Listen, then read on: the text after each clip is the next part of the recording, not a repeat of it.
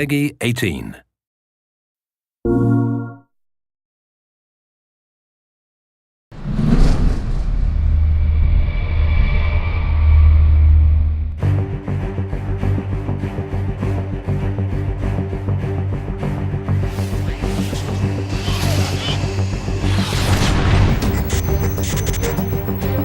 For the first time, the PS Vita really provided a mobile platform that was capable of really offering a proper FPS experience. It was new hardware for us, and we thought, there's no way we can get the full Killzone experience onto it. But as the project's gone on, we realised, hey, we can get basically everything in this. Getting the tech over, making sure everything looks amazing, runs perfectly. Fortunately, the Vita is very powerful, and because we've taken across the Killzone engine, we can actually really push and develop the graphics and get the fidelity that we need to make it live within the family of Killzone games.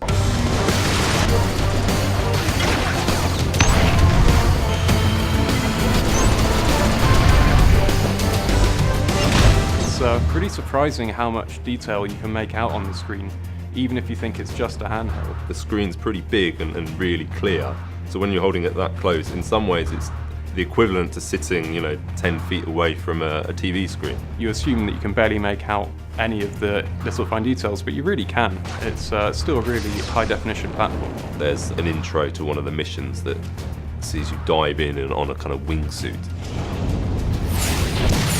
It looks pretty impressive, but it's even more impressive when you tell people they can look around, and a lot of people didn't realise, they just thought it was a movie, and as soon as you can press left and right, and they were like, whoa, no way, that's in-game, and it was kind of like, that was the moment that you could see people were like, oh wow, this is impressive, like we've not seen this before on the Vita.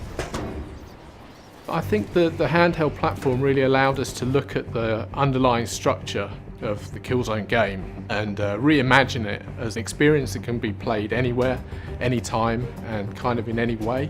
You can play really short bursts of game and put it down and come back to it later. You can play multiplayer on the move, just over Wi-Fi. We were trying to offer something that people could just pick up and play with that kind of immediacy that you don't always get with a home console game. Get rich and get out. The other thing that I was really interested in maintaining was the feel of Killzone.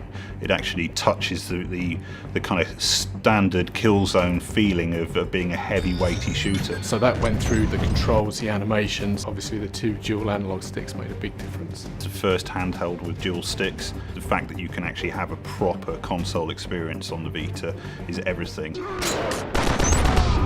You can actually get really fine aim adjustments by tilting the Vita ever so slightly. So lining up that perfect headshot. If you're not great with the sticks, you can actually use the device itself just to get that. The button setup is great for a first-person shooter. We've obviously leveraged some of the touch elements in where appropriate. We have the brutal melee system now, which rather than just being a button press, it will now put you and the guy that you're attacking into a synced animation, and you'll then have a window to put the gesture in on the touchscreen. You can really see it. It feels like Killzone, it looks like Killzone, plays like Killzone. Quite simple really, the PS Vita is such an amazing piece of kit. Killzone's a perfect title to bring over to it. We can really do Killzone justice on the Vita. Kick back and enjoy the show!